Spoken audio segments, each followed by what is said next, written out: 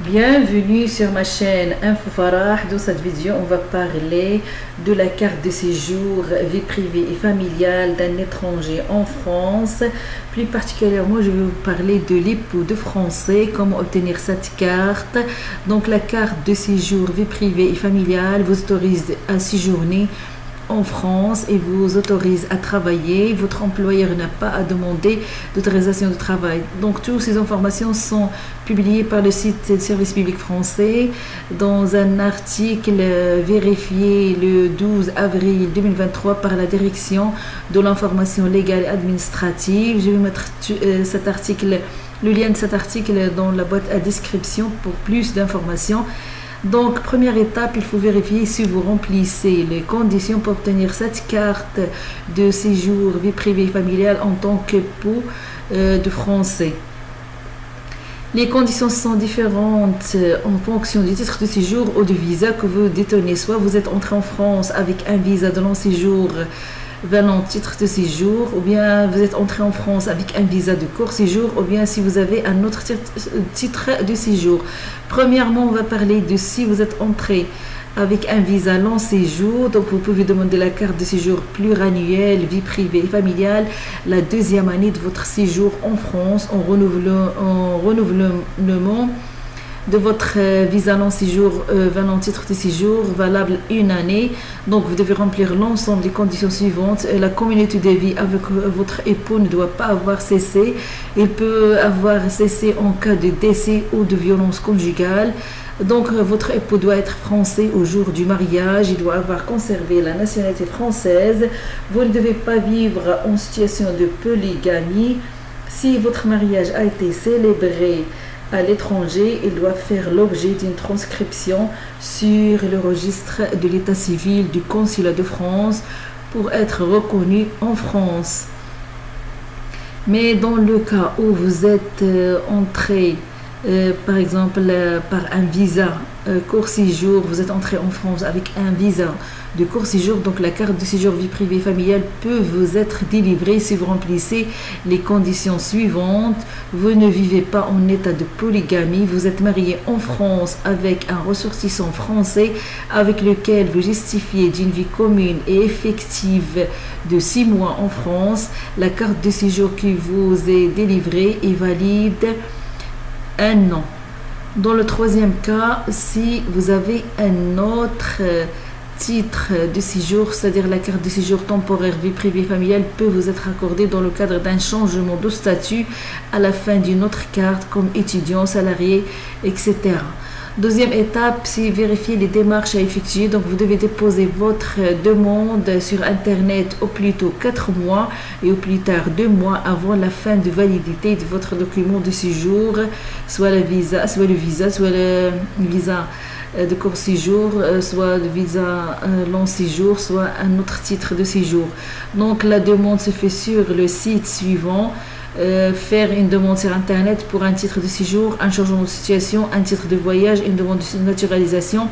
Donc, il y a un site indiqué dans cet article. Je vais mettre le lien dans la boîte à description. Troisième étape, se renseigner sur le timbre fiscal. Donc, vous devez payer 225 €, c'est-à-dire il y a droit de timbre de 25 € et une taxe de 200 €. Tout ça par timbre fiscaux.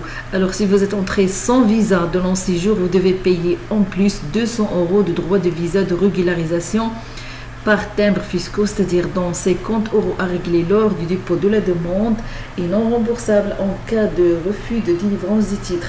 Donc, vous devez fournir un justificatif de paiement lors de la remise de la carte. Donc, vous pouvez acheter le timbre fiscal sur Internet ou dans un bureau de tabac. Donc, il y a toutes les informations nécessaires pour l'achat de ces timbres fiscaux sur cet article dont je vais vous mettre le lien dans la boîte de description en dessous de cette vidéo. Donc, vous pouvez acheter le timbre fiscal en utilisant un service en ligne. Donc, le paiement est possible avec les cartes bancaires suivantes. La carte bleue, c'est-à-dire la CB et E-carte bleue, aussi Visa et Mastercard. En revanche, le paiement a un code 2D qui peut également être scanné directement depuis un téléphone ou une tablette par le service chargé de recevoir votre demande ou bien un SMS contenant l'identifiant à 16 chiffres du timbre qui sera accepté par l'agent chargé de traiter votre dossier. Donc, la quatrième étape, c'est préparer les documents à fournir. Donc, vous devez préparer des documents pour effectuer votre demande. Ces documents varient en fonction de votre situation. Pour faire votre demande par Internet, vous devez fournir sous forme numérique tous les documents justificatifs présentés ci-dessous. Ces documents doivent être lisibles. Donc, le justificatif d'entrée, donc information personnelle, les justificatifs d'entrée régulière ou de séjour régulier en France. Il faut copier des pages de votre passeport comportant le visa plus le cachet d'entrée ou copie de passeport comportant uniquement le cachet d'entrée ou attestation de dispense de visa d'entrée ou titre de séjour en cours de validité ou bien ou déclaration sur l'honneur d'entrée régulière sur le territoire. Donc, il faut aussi justificatif de nationalité, c'est-à-dire passeport, les pages relatives à l'état civil ou date de validité au cachet d'entrée et au visa, ou attestation consulaire avec photo, ou bien une carte d'identité avec photo, ou bien une carte consulaire avec photo, ou bien certificat de nationalité de moins de 6 mois avec photo. Pour les justificatifs d'état civil, il faut une copie intégrale d'acte de naissance comportant les mentions les plus récentes, accompagnées, si nécessaire, de la décision judiciaire ordonnant sa transcription. En plus de ça, il faut le photo d'identité, il faut 3 photos. Si la demande est faite sur Internet, indiquez le code de la haute photo fourni par le photographe ou la cabine agréée sur la planche photo. Si vous ne disposez pas encore de haute photo, vous pouvez localiser un service photo et signature numérique. Pour le domicile, il faut justificatif de domicile datant de moins de 6 mois. Il faut aussi un motif de séjour, c'est-à-dire justificatif de nationalité française de votre époux ou bien épouse, passeport en cours, soit par passeport en cours de validité, soit par la carte nationale d'identité en cours de validité ou certificat de nationalité française de moins de 6 mois. En plus de ça, il faut une copie intégrale de l'acte de mariage ou transcription de l'acte de mariage célébré à l'étranger. Il faut aussi déclaration sur l'honneur conjointe attestant de votre vie commune, plus tout document permettant d'établir une communauté de vie de moins 6 mois en France, soit contrat de bail, soit quittance EDF, etc. Et il faut aussi déclaration sur l'honneur de non-polygamie en France si vous êtes marié et êtes ressortissant d'un pays qui l'autorise. Il faut aussi, si la vie commune a été rompue en raison d'un décès ou de violence conjugale ou familiale, il faut l'acte de décès ou bien les dépôts de plainte, bien jugement de divorce pour faute, condamnation du conjoint pour violence. Il faut aussi justificatif à remettre plus tard, justificatif des paiements du droit du timbre à remettre au moment de la remise du titre. Il faut aussi certificat médical délivré par l'OFII à remettre au moment de la remise du titre.